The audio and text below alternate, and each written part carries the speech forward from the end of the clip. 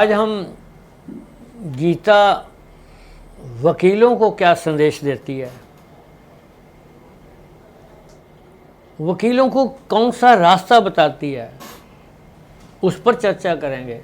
वैसे तो गीता में केवल धर्म पर ही चर्चा नहीं की गई, समाज, देश, राजनीति, आस्तिक नास्तिक, कोई भी संप्रदाय हो, कोई भी जाति का हो, सबके लिए गीता में रास्ता बताया। गीता का पैगाम तो आलमगीर है, मगर आज हम अपनी बात वकीलों तक ही महदूद रखेंगे। दुनिया में ज़्यादातर आंदोलन में वकीलों का ही बहुत बड़ा योगदान रहा है। आप इतिहास उठाकर देखें, भारत के स्वतंत्रता आंदोलन में पंडित जवाहरलाल नेहरू, महात्मा गांधी, सरदार पटेल ये वकील थे। दुनिया को एक नई फिलॉसफी देने वाले कम्युनिज्म की, जिसको सोच कहते हैं हम, कार्ल मार्क्स और लेनिन, वो भी तो वकील ही थे। और इसी तरह अमेरिका को नया रास्ता दिखाने वाले अब्राहम लिंकन, वो भी एक वकील थे। तो ये जो पाकिस्तान की जो नाम लेने वाले, बेशक हमें पसंद नहीं है, वो जो थे मोहम्मद अली जिन्ना, वो भी वकील थे। वकील एक स्वभावक नेता होता है, वकील एक स्वभावक वक्ता होता है। वो प्रभावित करने के लिए अपनी बात रखता है, वो खोजी भी होता है और प्रतिभाशाली भी होता है। ऐसा माना जाता है कि सबसे पहले वकील अब्राहम लिंकन थे, जो बाद में अमेरिका के राष्ट्रपति बने। जो भारत है उसमें बड़े नामी गिरामी वकील हैं, सोली सोराब जी, नारीमन जी, नानी पालकी वाला जी, राम जेठ मिलानी और अभिषेक मनु सिंघवी, कपिल सिब्बल, हरीश साल्वे, के वेणुगोपाल जैसे बहुत मशहूर वर्ल्ड में जिनका नाम है। तो वकीलों को, लॉयर्स को हम एडवोकेट भी कहते हैं, सोलिसिटर जनरल भी सोलिसिटर भी कहते हैं, अटॉर्नी भी कहते हैं, काउंसलर भी कहते हैं, बैरिस्टर भी कहते हैं। अब गीता क्या कहती है? गीता का सबसे बड़ा संदेश माना जाता है चैप्टर 2 श्लोक नंबर 47 कि कर्म करो और फल की चिंता ना करो। जो वकील हैं, जो एडवोकेट्स हैं, वो इस पर खरा उतरते हैं। वो अपने केस के लिए मेहनत करते हैं, तैयारी करते हैं,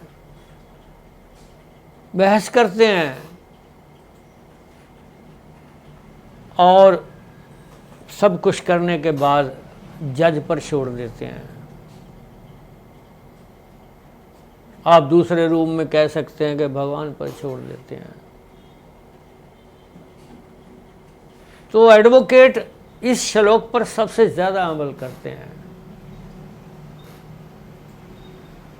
अब दूसरा एक और आता है चैप्टर 2 श्लोक नंबर 33 में गीता में। भगवान कहते हैं अर्जुन को कि तू इस युद्ध को धर्म युद्ध समझ, धर्म युद्ध समझ कर युद्ध कर। तो एडवोकेट्स भी तो अपना धर्म समझकर ही अपने मुवक्किल का केस लड़ते हैं। जितनी भी उसके अंदर क्षमता होती है वो सारी उस पर लगा देते हैं अपने मुवक्किल के लिए। तो ये भी गीता के इस श्लोक को भी जो है वकील फॉलो करते हैं।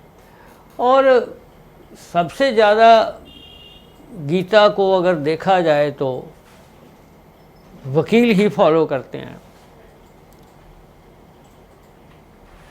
2 वकील अंदर जाते हैं, बहस करते हैं, अपने अपने मुवक्किल के लिए बड़ी बड़ी बात करते हैं, बड़ा बड़ा कानून दिखाते हैं, और कई दफ़ा तो अंदर जाकर भिड़ भी जाते हैं आपस में, मगर जब बाहर आते हैं तो हंसते हुए, मुस्कुराते हुए, और एक दूसरे को कहते हैं कि आपने तो अच्छी आर्गुमेंट करी है। तो भगवान भी तो यही कहते हैं कि इस दुनिया में जो आप आए हो तो इस दुनिया को एक ड्रामा समझो। तो वो वकील भी तो अंदर ड्रामा ही करके आते हैं। तभी मैं कह रहा था कि गीता को सबसे ज़्यादा फॉलो जो करते हैं वो वकील करते हैं, और फिर फैसला तो जज पर छोड़ के आ जाते हैं।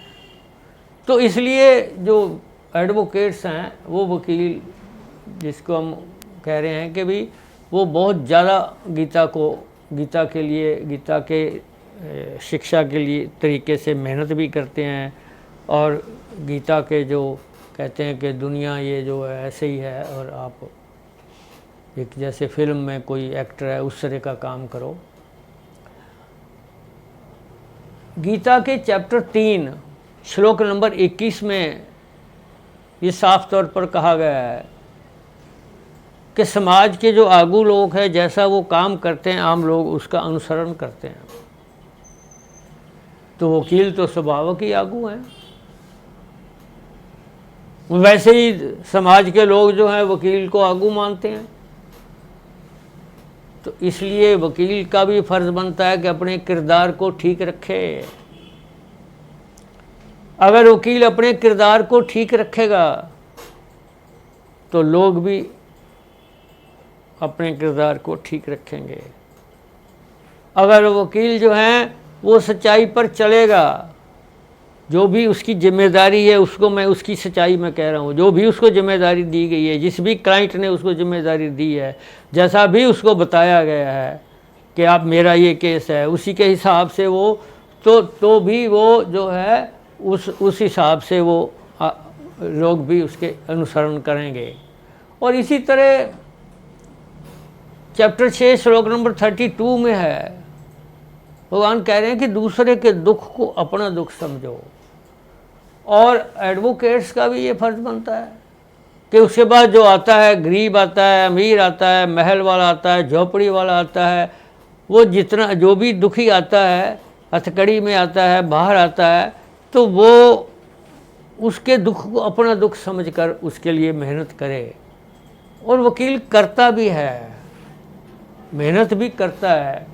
और इसी तरह श्लोक नंबर 13 चैप्टर 12 में भगवान कह रहे हैं किसी से नफरत नहीं होना चाहिए, किसी से द्वेष मत करो, किसी से मतलब सबको बराबर मानो। और एक एडवोकेट के पास गरीब भी आ सकता है, अमीर भी आ सकता है। एडवोकेट का ये फ़र्ज़ नहीं है कि अमीर को पहल दे दे, गरीब को पीछे रख दे, नहीं, बराबर रखे, किसी से नफरत ना करे, द्वेष ना करे। उसके लिए तो सब वो सोचे कि ये एक जैसे ही हैं। और चैप्टर 4 श्लोक नंबर 34 में भगवान कह रहे हैं कि अर्जुन को कुछ सवाल पूछो, जिज्ञासु बनो। ये श्लोक वकीलों के लिए बड़ा महत्वपूर्ण है। एक एडवोकेट को जिज्ञासु होना चाहिए, खोजी होना चाहिए, सवाल पूछने चाहिए। वो तभी वो अपने मुवक्किल का केस अच्छे ढंग से पैरवी कर पाएगा जब वो सवाल पूछने का उसको तरीका आता होगा, जब वो जिज्ञासु होगा, जब वो अपने केस के लिए खोज करेगा और खोजी के रूप में वो आगे बढ़ेगा। तो ये श्लोक बहुत ही महत्वपूर्ण श्लोक है। श्लोक तो सभी महत्वपूर्ण है, मगर ये है आगे भगवान कह रहे हैं कि चैप्टर 16 श्लोक नंबर 21 में और चैप्टर 2 श्लोक नंबर 63 में कि काम क्रोध मोह लोभ अहंकार जो है ये सबसे बड़ा दुश्मन है। और वकील को तो क्रोध करना ही नहीं चाहिए, क्योंकि क्रोध तो अकल को खा जाता है, स्मृति को नष्ट कर देता है, बुद्धि को भ्रष्ट कर देता है। और जब क्रोध में बैठा होगा वकील या क्रोध में करेगा तो कैसे वो माइंड को कंसंट्रेट करके अपने मुवक्किल का केस की पैरवी कर पाएगा। और ना ही उसको लालच करना चाहिए, लोभ भी नहीं करना चाहिए। ठीक है, उसको उचित मुआवजा उसको लेना चाहिए, मगर उसको ज़्यादा लालच नहीं करना चाहिए। जितना वो मेहनत है उतनी ही उसकी मांग होनी चाहिए।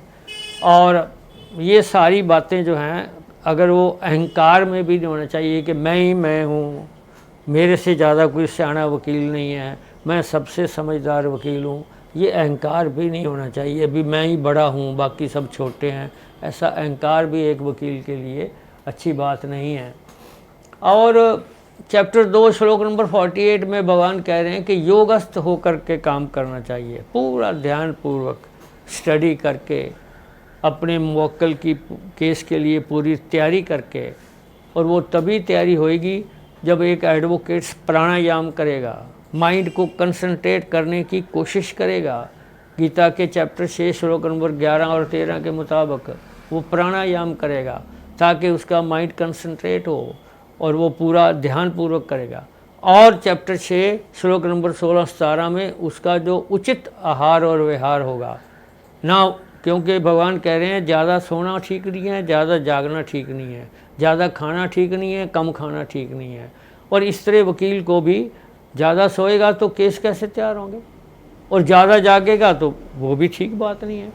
ज़्यादा खाएगा तो भी नींद आएगी, तामस हो जाएगा, आलस आ जाएगा, और ज़्यादा कम खाएगा तो उचित वो करनी मेहनत नहीं कर पाएगा। तो इसलिए भगवान ने ये श्लोक जो हैं ये गीता के आम दुनिया के लिए है। तभी शुरू में मैंने कहा कि गीता का संदेश तो आलमगीर है और वकीलों के लिए तो यह ख़ास तौर पर है। और एक आगे मैं ये कहना चाहता हूँ कि कुछ एडवोकेट ऐसे भी हो सकते हैं जो नास्तिक हों, जो भगवान को ना मानते हों, उनके लिए भी तो श्लोक चैप्टर 2 श्लोक नंबर 26, 34, 37 में है। भगवान अर्जुन को कह रहे हैं कि अगर आत्मा की फिलॉसफी को तू नहीं मानता, अगर तू पुनर्जन्म में विश्वास नहीं करता तो भी युद्ध कर, जीत जाएगा तो धरती पर राज करेगा और मारा जाएगा तो शहीद कहलाएगा। तो एडवोकेट्स चाहे भगवान में विश्वास कोई नहीं भी करता तो भी उसको मेहनत करनी चाहिए और अपना नाम जो है वो आगे बढ़ाना चाहिए। इसलिए गीता है आस्तिक के लिए भी है, गीता नास्तिक के लिए भी है। और कुछ लोग मानते हैं कि गीता तो केवल हिंदुओं के लिए है। गीता हिंदुओं के लिए नहीं है, गीता सारे विश्व के लिए है। मैं वकला साहिबान को यह भी कहना चाहता हूँ, गीता 700 श्लोक हैं गीता के, हिंदू तो उसमें शब्द ही नहीं आया। इसलिए ये जो ऐसे धार्मिक प्रचार है इससे भी वकीलों को दूर रहना चाहिए। और सबसे बड़ी बात यह है कि अपनी सोच को एडवोकेट्स को पॉजिटिव बनाना चाहिए। राबिया एक फ़कीर हुई है, सूफ़ी फ़कीर, वो हर व्यक्ति में कुछ ना कुछ अच्छा तलाश करती थी। तो उसके साथी फ़कीरों ने कहा कि तू शैतान में बता क्या अच्छाई है।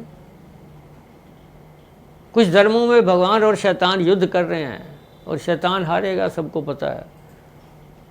तो राबिया कहती शैतान तो मेरा गुरु है। तो उसके दूसरे फ़कीरों ने कहा कि इसको निकाल दो संगठन से, ये तो शैतान को गुरु मानती है, भगवान को नहीं मानती। तो राबिया ने कहा मेरी बात तो सुन लो।